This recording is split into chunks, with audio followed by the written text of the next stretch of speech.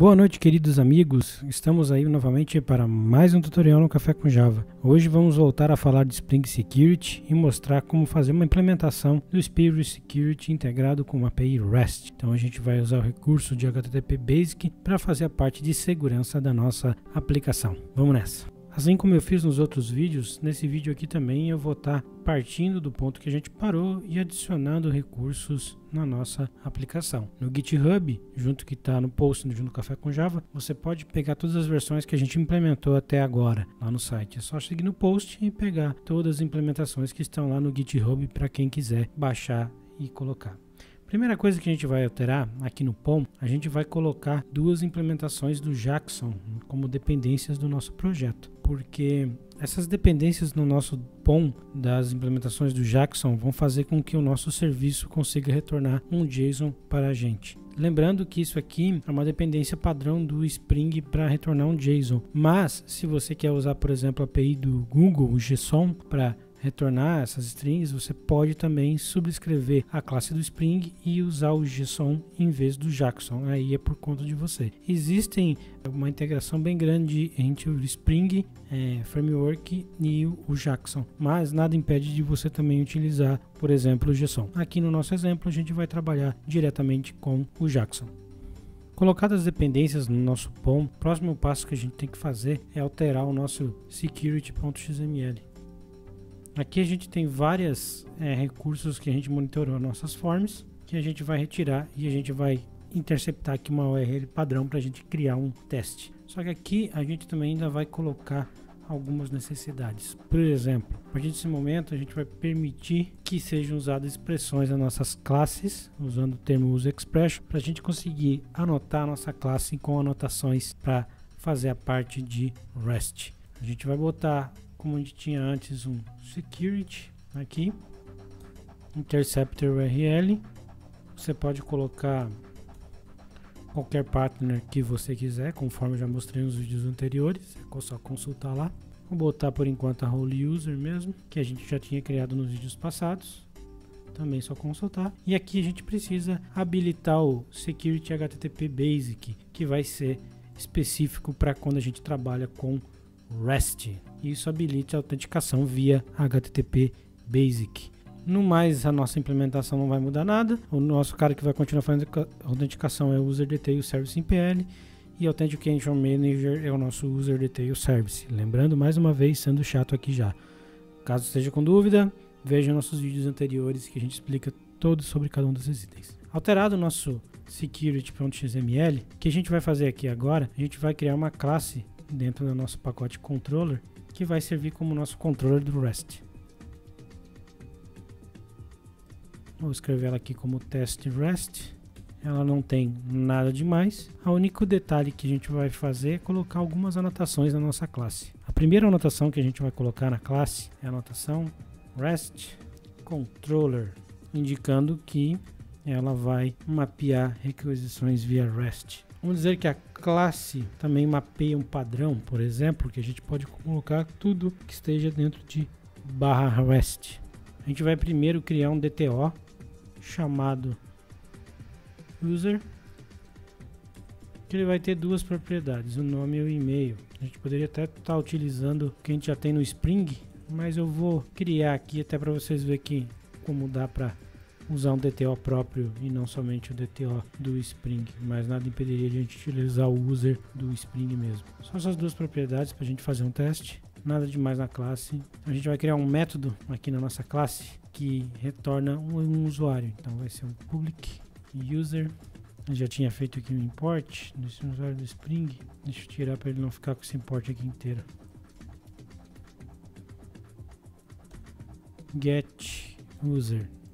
Bem simples, notem que eu não vou fazer nenhum tipo de validação nem nada. A gente cria um usuário e a gente vai retornar esse usuário. A gente pega um user, set nome, Joel, e o e-mail, .set e-mail, contato@cafecomjava.com.br, e a gente retorna o usuário. Tá feito.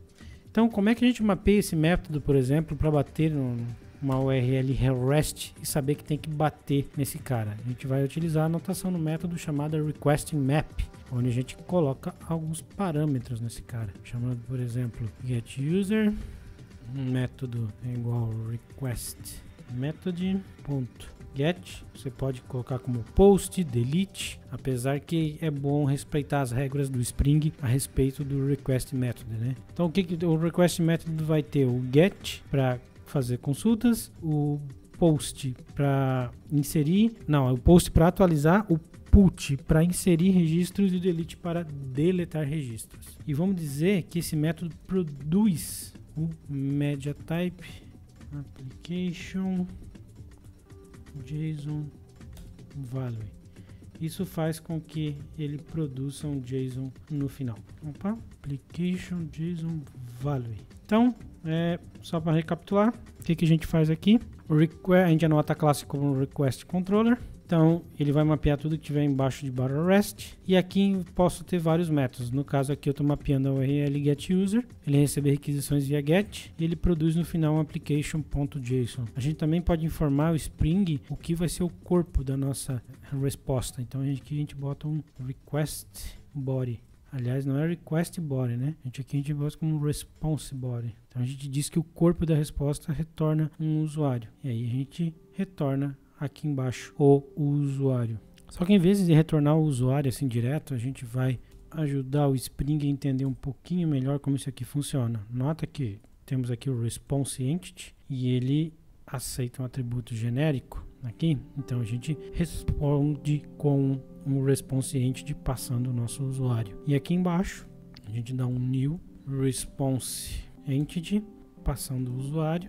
E a gente passa aqui, por que eu gosto desse cara? Porque uma das coisas, quando a gente usa o response entity, eu posso mandar um status de volta para o servidor. Então, imagina aqui que eu vou retornar, por exemplo, o meu user e vou retornar um HTTP status. E aqui eu tenho vários status que eu posso retornar para o meu servidor. Imagina que isso aqui vai receber uma chamada via JavaScript ou qualquer outra API que esteja por trás. Então eu posso dizer lá para o Angular, para o jQuery, ou sei lá, qualquer API que eu esteja utilizando para fazer essa chamada REST, o que eu estou retornando. Se eu estou retornando como ok, ou se esse erro ele está retornando o usuário, mas como um erro, o que for. Tanto que eu tenho aqui o ok, error, internal server error, network authentication fail, insufficient space, enfim, vários tipos de códigos que você vai conseguir interceptar já na header lá da tua requisição e consegue tratar os erros conforme o status que você retorna. Então você facilita a identificação do erro lá no outro lado. Então por isso que eu gosto de utilizar